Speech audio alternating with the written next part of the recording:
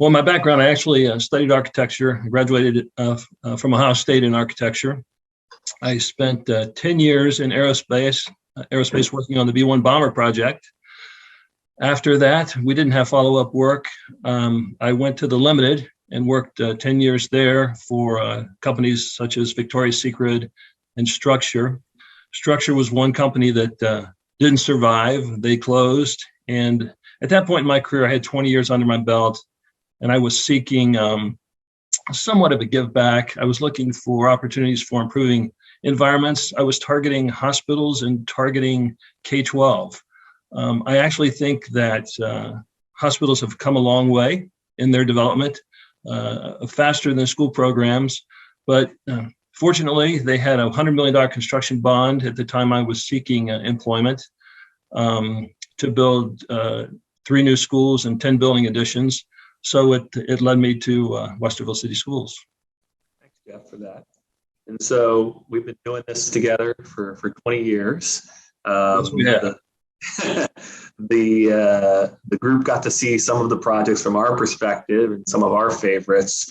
My first question for you, what are some of your favorite moments on the projects, favorite impacts, favorite stories, favorite outcomes? What's comes top to mind of that time period? You know, it was, it took me a while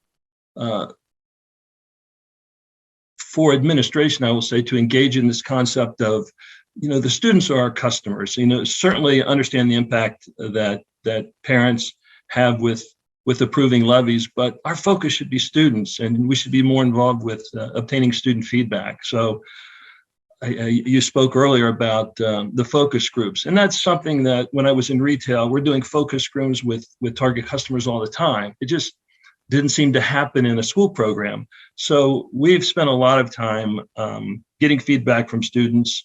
I love observing their feedback when they get to see the spaces that we've designed after they've occupied them for the very first time. You know, as you pointed out at the Academic Enrichment Center, feedback like, this place is amazing. I feel important and I feel loved. At the art room you shared at Point View, one of the 5th grade students that went in for the very first time, he just looks up and I feel like I'm in heaven. So these are just strong testimonies to what our mission for design is, which, as you said, is to create spaces where students want to be and to create a curiosity for learning. And I believe, based on the feedback that we have received, that we are doing just that. Thank you, Jeff. Along that line, so you were able to achieve that. And we have people on the call who, you know, showed up for understanding inspirational design. What advice would you give to other districts, to other administrators, to other folks who are in your seat to do something in their district similarly? Yeah. So I'm going to compare this to my observations when I hired into the district that, 21 years ago. It's I would encourage districts to manage the process, not necessarily the design. And you had shared a slide of the Walnut Springs Media Center, a before slide. And that design was not all that long ago. I inherited the design. I was implementing the construction when I hired in. But that's just an example of when where we're not really letting the architects do what they do best. And I go back to, if you don't trust your design team, then you have the wrong team. I mean, hire a team for their expertise and encourage them to dream big and challenge the status quo, obviously within the budget. But I've always been one to encourage the open expression of ideas and collaborate on outcomes. Now, that does not mean that you are hands off. I mean, I am, as you know, I'm very active in the design, and I share my perspective based on my education and my experience. But it is our collective thinking that has allowed us to create what you have seen in your presentation. So I'm just very proud of allowing you guys to do what you do best. And I think the slideshow speaks for itself. Thanks, Jeff. And then one last question for Jeff before we kind of get into some questions I'm going to have for the overall group. So we're pushing to the future, as we push to the future and we think about the next round of projects for the district, and I know you are facing a second retirement, but what do you think is important for the future? What do you think should be the legacy to keep this going? I certainly encourage more student focus groups to better understand not just today's student, but how students are evolving, and so that our designs have some sustainability to them. Again, going back to when I hired in, the classrooms that I observed back in early 2000 were very similar to what you would see in pictures from the 40s or 50s. It's 40 chairs integrated into the desks, a very muted color palette, and we know from the feedback that we've obtained from students, and I would say that there's probably three that really become a theme with all of the student groups. Is they want more natural light. They crave more color in their spaces, and they want more comfortable furniture. And that's not to exclude staff. We do focus groups with staff as well. And I would say that the three things from staff is they want larger classrooms. They want, and as you know, many of our classrooms built early. I think we strive 900 to 1,000 square feet, where we had many that were 600 and less. So these are very tight spaces, lack color, lack natural light, lack storage, lack the ability to be flexible with today's needs in terms of furniture arrangements. But that's not to say we sit on those laurels and we just continue to do the same thing. I think we continue to learn from trends. No different than my experience in retail. You constantly have to figure out what's next. And that was kind of a mantra when I was at the Limited, always getting to next. That good enough is not good enough for today's learners. I just have felt that the environment is a critical component of a child's education. That's not to take away what happens in the classroom with staff. Certainly are obviously very important, but I think that environment is close to being equally important. Again, creating spaces where students want to be. I'll piggyback on two things that Jeff said. I'll first talk about color. So the very first pilot thing we did with Jeff was when we got to the district, there was two colors. There was silver fox and antique white, and everything was silver fox and antique white. And Jeff challenged us to say, we will never have silver fox or antique white again. And it was a maintenance mentality. It was we have this many buildings. We want to make sure we're being efficient in our use of colors. But one of the first things we did was just start changing paint colors, because what's really easy to change again? Paint colors. It's not a lot of money. It's not a lot of impact. And so that was one of the very first things we did, Jeff, if you remember. And then Jeff and I used to have vigorous debates about colors. It is one of the most debated things in a project.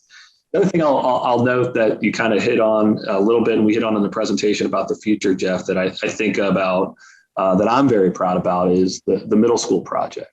And so the middle school project is designed around, Jeff challenged us. He said, what would a school designed towards unity be? And so the idea is unity. And as all the educators and administrators on this call know, the nature of education is changing. STEM, STEAM, skills-based real world learning has been the focus for the last 10 years, but we know social learning and emotional learning and the ability to learn how to take measured risk and failure and all those things are really what's coming to the forefront, that those are the soft skills that students need. And there are studies that show that less and less kids are getting their driver's license by the time they're 18, less and less kids are going on first dates by the time they're 18. So, that side of the soft learning is really, really important. So I'm interested to see as that school opens and the feedback we get around some of the moves we made there. And so this is an off script question. Jeff, you didn't get this one ahead of time. So Sure. Talk a little bit about that one and Unity and how you guys brought thinking around how making sure every student felt welcomed and a part of that environment. What were some of the takeaways in the design process there? What was happening at the time of, when we were involved with the design is just all this chaos that's happening within the country. And so we kind of played upon that as our theme, looking at symbols that relate to that, peace symbols, which is the reason for that tripod look that Trevor was showing from the sky view. But the components within the school of certainly the educational piece, the physical piece, and the emotional piece, which became the three legs of the design, and how the interior team is working to project that. And we haven't finalized all that. So even though that the design is finalized, there's still components of interior, which is some of the artwork, some of the graphics that are being used to convey that.